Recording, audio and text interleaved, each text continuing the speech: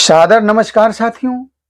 साथियों, किडनी हमारे शरीर का एक ऐसा महत्वपूर्ण आर्गन है ना, जिसे स्वस्थ रखना, सुरक्षित रखना और इसकी प्रॉपर देखभाल करना हमारी जिम्मेदारी बनती है।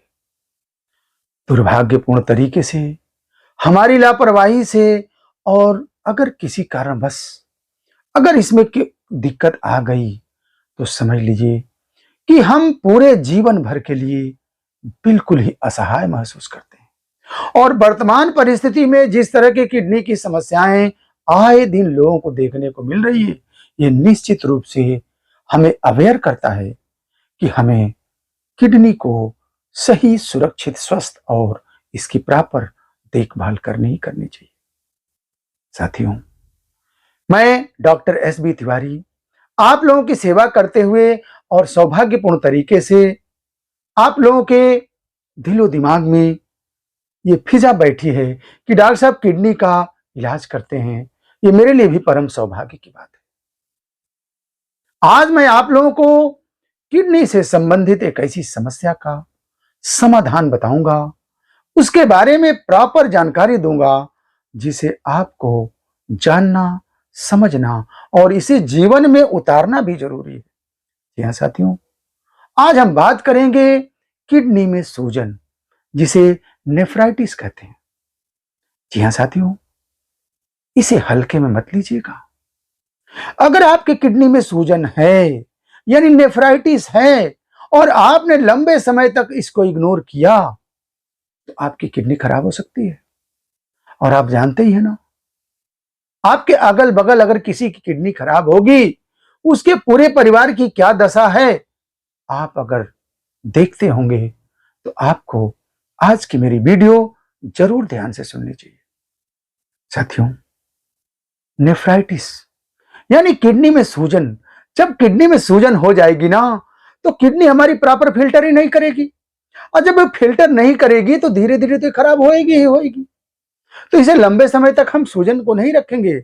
जो भी इसके कारण होंगे उसको हम दूर करेंगे, और हमारी किडनी चूंकि हमारे शरीर का ये महत्वपूर्ण अंग है, इसलिए इसे सुरक्षित रखेंगे ही रखेंगे। तो आइए मैं आपको बताऊं कि किडनी में सूजन यानी नेफ्राइटिस के कौन कौन से कारण होते हैं, इसके क्या क्या लक्षण होते हैं, इसके लिए हम कौन कौन सी जांच कराएंगे और इसका क्या समाधान है, यानी क्या इसका इलाज है।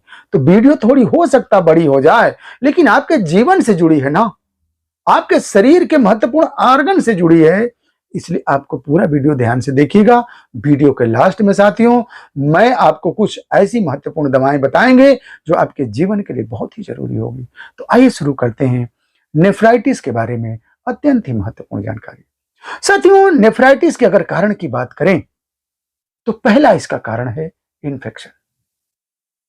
साथियों, किसी कारण से अगर आपके किडनी में इन्फेक्शन हो गया, वो चाहे यूटीआई हो या कोई बैक्टीरियल इन्फेक्शन हो, और जिसकी वजह से आपकी किडनी में अगर सूजन है और वो लगातार चल रही है, तो आप समझ लीजिए कि आपके लिए बहुत ही घातक है। इसका सही समाधान नितांत आवश्यक है। दूसरा कारण होता है कि आपके गुर्दे की पथरी। अक्सर आज का जो परिवेश है, इसमें आए दिन गुर्दे की पथरी की समस्याएं लोगों को देखने को मिलती है। क्योंकि हम लोग पथरी का इलाज करते हैं, ज्यादातर पेशेंट आते हैं तो हम देखते हैं कि पथरी के पेशेंट बहुत ज्यादा हैं, और बहुत लोग तो ऐसे हैं कि बहुत लापरवाही भी करते हैं। हम लोग समझाते हैं कि भाई अगर गुर्दे में पथरी है तो आप इसे इग्नोर मत करिए, इसलिए कि गुर्दे की पथरी आपके नेफ्राइटिस का कारण बनेगी, और वही नेफ्राइटिस आगे चल के आपके किडनी को खराब कर देगी। तो गुर्दे में अगर पथरी है तो आप इसे तुरंत इलाज कराइए। तीसरा कारण है साथियों, गुर्दे में घाव, गुर्दे में कैंसर, गुर्दे में कोई आपको उभार सा हो, तो इसकी वजह से भी आपके नेफ्राइटिस हो सकती है। अगला जो कारण है साथियों, कि हम अनवांटेड रूप से बिना मतलब के फालतू की कभी कभी दवाएं, बहुत लंबे समय तक दवाएं खा लेते हैं। तो अगर आप लंबे समय तक एलोपैथी की एंटीबायोटिक दवाएं, पेन किलर दवाएं या कुछ ऐसी दवाएं लगातार खाते हैं, तो उसके वजह से भी आपकी किडनी में सूजन हो सकती है। तो कभी भी आप दवाएं लें तो चिकित्सक के परामर्श से ही लें। अगला जो कारण है साथियों, वंशानुगत भी होता है। बहुत ऐसे हमारे भाई हैं जो सब कुछ ठीक रहने के बावजूद भी उनके किडनी में सूजन हो जाती है। तो कुछ चीजें हैं साथियों, कहा जाता है ना कि ताप 3 तरह के होते हैं, दैहिक, दैविक, भौतिक तापा। तो अगर किसी किसी को कुछ अपनी गलतियां जीवन में नहीं हुई, उसके बावजूद भी कुछ ईश्वर हमको कष्ट दे देता है, तो उसमें हमारा कोई दोष नहीं है। यानी कि कुछ वंशानुगत कारण हमारे हमारे जीन में, हमारे ब्लड में, हमारे पीढ़ी में कोई बीमारियां ऐसी हैं, तो उसके वजह से भी हमें कुछ परेशानियां देखने को मिलते हैं। तो उसका भी उपाय मैं आपको बताने जा रहा हूं। इसके अलावा मोटापा, साथियों मोटापे को आप हल्के में मत लीजिएगा। अगर बहुत ज्यादा मोटापा है तो आप समझ लीजिए कि वो भी आपके किडनी में सूजन का कारण बन सकता है। तो इसे आप सही सिस्टम से अपने शरीर को रखिए। अगला जो कारण है साथियों, नशा। अगर आप बहुत नशा करते हैं, बहुत ज्यादा मात्रा में नशा करते हैं और आप लगातार करते हैं, तो ये समझ लीजिए कि आपको किडनी में सूजन की समस्या हो सकती है। और इसके अलावा आज जो माहौल है, ये जो परिस्थितियां हैं, इस परिस्थिति में आपसी सामंजस्य यानी शारीरिक और मानसिक संतुलन बनाना ये बहुत ही कठिन हो गया है। यानी व्यक्ति तनावग्रस्त रहता है। डिप्रेशन, एंजाइटी, पल्पिटेशन, इंसोम्निया, ये कुछ ऐसे कारण है ना जिसके वजह से भी आपके किडनी में सूजन हो सकती है। तो भरसक कोशिश करिए कि आप अपने आप को खुश मिजाज रखिए, तनाव रहित रखिए, ताकि आपकी किडनी सुरक्षित रहे। साथियों आइए मैं आपको बताता हूं कि अगर आपकी किडनी में सूजन हो ही गई, आपको नेफ्राइटिस हो गया, तो आखिर वो कौन कौन से लक्षण होंगे जिससे आप अपने आप को खुद समझ लेंगे कि I am suffering from nephritis also. पहला जो सिम्टम होगा साथियों, कि आपके पेशाब में अनियमितता आने लगेगी। आपको खुद लगने लगेगा यार मेरे पेशाब में कुछ दिक्कत लग रही है, यार बार बार पेशाब हो रही है, यार पेशाब में झाग आ रहा है, यार पेशाब मेरी ऐसे तो पहले नहीं होती थी, अब लग रहा है पेशाब बहुत जल्दी जल्दी आ रही है। कभी कभी लगेगा पेशाब बहुत कम आ रही है, कभी कभी यूरिन में लगेगा बहुत गाढ़ा गाढ़ा, कभी कभी ब्लड जैसा, झाग जैसा, पस जैसा। यानी कि आपका यूरिन अब सामान्य नहीं रहा। It means you are also suffering from nephritis. दूसरा जो कारण है साथियों, पैरों अथवा टखनों में सूजन। आपके लोअर एक्सट्रीमिटी में, खास तौर से टखनों में आपके स्वेलिंग आने लगती है। कभी कभी हल्का फुल्का चेहरे पर भी आ सकती है, लेकिन घुटने और टखने में ये शुरुआत में यहीं पे दिखती है स्वेलिंग। तो आपको अगर वो सूजन लगातार रह रही है तो हो सकता है कि आपको नेफ्राइटिस की समस्या हो रही हो या हो गई हो। तीसरा है, आपका लगातार बीपी बढ़ रहा है। आप जब भी बीपी नपवाते हैं तो आपका बीपी नॉर्मल नहीं रह रहा, आपका बीपी बढ़ करके आता है।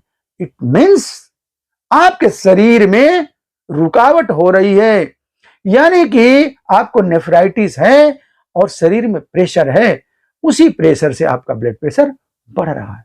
तो लंबे समय तक लगातार आपकी अगर बीपी बढ़ रही है, it means you are also suffering from nephritis. अगला जो सिम्टम है साथियों, डिस्निया, यानी आपको सांस लेने में दिक्कत हो रही, थोड़ा सा भी जीना चढ़ रहे हैं, थोड़ा सा भी तेज चल रहे हैं, थोड़ी सी भी आपको वर्क ज्यादा हो गया, आपकी सांस फूलने लग रही है। आप सोचते हैं यार पहले तो ऐसा नहीं था, आखिर क्या वजह है?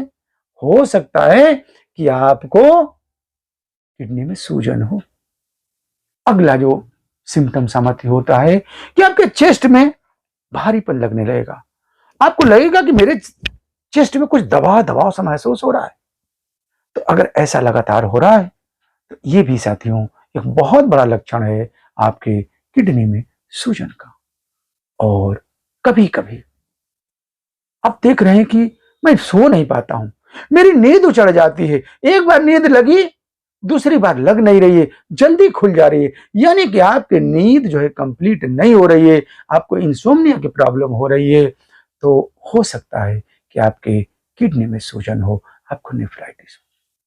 साथियों अब हम और कैसे कंफर्म करेंगे, और कैसे हम कंफर्म करेंगे कि नहीं, हमें तो भाई चलो मेरे सिम्टम भी कुछ मेरे शरीर में आ रहे हैं, मैंने कारण भी जान लिया, लेकिन हम उसको कैसे कंफर्म करेंगे? तो साथियों, मॉडर्न एज ऑफ टेक्नोलॉजी, तो इस टेक्नोलॉजी का प्रयोग करके हम टेस्ट कराएंगे, यानी किडनी का अल्ट्रासाउंड कराएंगे।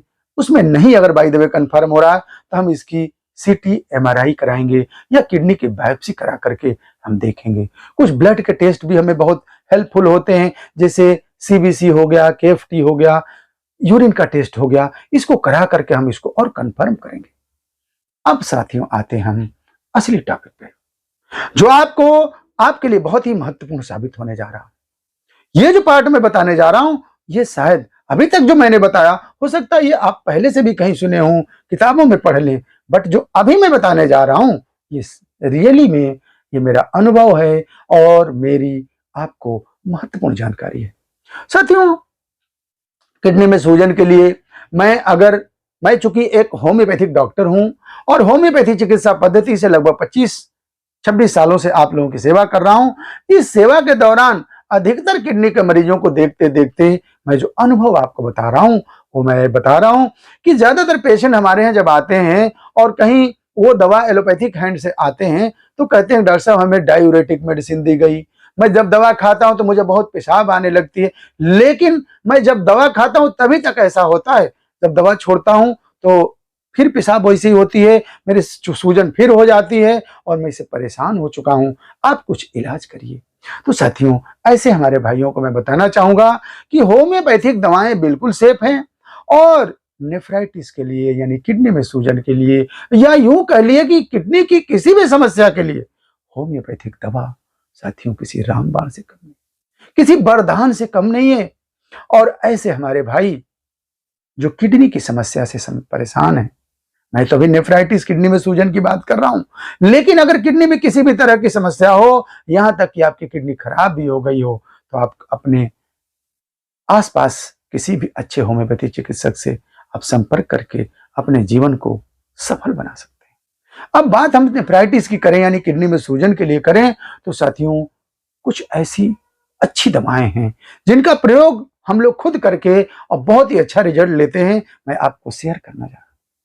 पहली दवा है साथियों बर्बरिस बल्गेरिस, होम्योपैथी की किडनी की सबसे ज्यादा यूज करने की जाने वाली दवा बर्बरिस बल्गेरिस।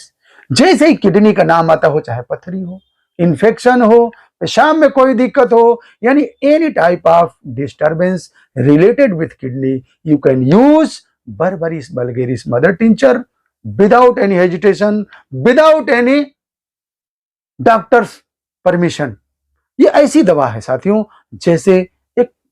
जैसे आलू होती है सब्जी में, उसी तरह हमारी बर्बरिस बल्गेरिस है। हाँ, अगर इसे चिकित्सक के परामर्श से लेते हैं, इसे कैसे लेना है, कितने दिन लेना है, तो ये और अच्छा होगा, लेकिन ये दवा बहुत ही कॉमन है साथियों।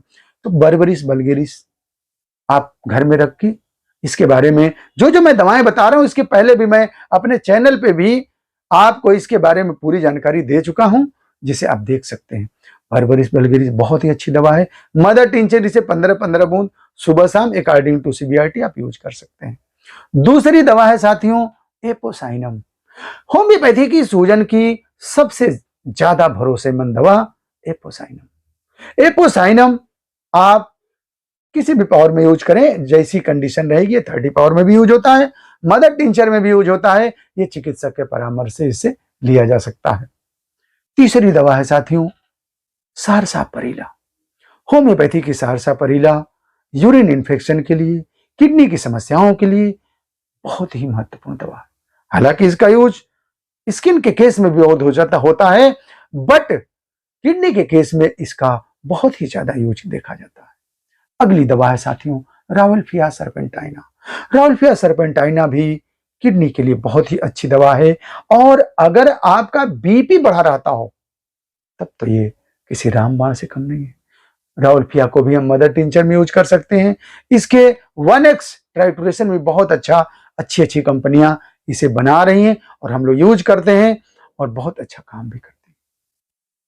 अगली दवा है साथियों आर्सेनिक एल्बम, होम्योपैथी की सबसे अच्छी डायूरेटिक मेडिसिन, यानी कि आपके बॉडी में किसी तरह का संक्रमण हो, यूरिन सही से नहीं आ रहा हो और आपकी किडनी में सूजन आ गई हो, तो आर्सेनिक एल्बम 30 पावर आप 5-5 बूंद सुबह दोपहर शाम लीजिए, आप देखिएगा कि आपको कितना जल्द रिजल्ट मिलता है। साथियों, होम्योपैथी चिकित्सा पद्धति सचमुच में मनुष्य के लिए एक वरदान है, वरदान। लेकिन दुर्भाग्य यही है कि आप भी इसे अच्छी तरह से नहीं समझ पाते हैं, या तो हम आपको समझा नहीं पाते।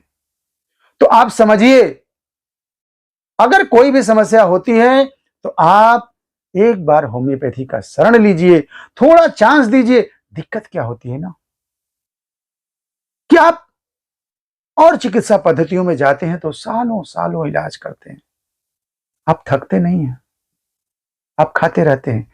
शुगर की दवा ले लिया, सालों खा रहे हैं। थायराइड की दवा ले लिया, सालों खा रहे हैं। गैस की दवा ले लिया, सालों खा रहे हैं। बट जैसे ही होम्योपैथी में आते हैं, आपके सवाल शुरू हो जाते हैं।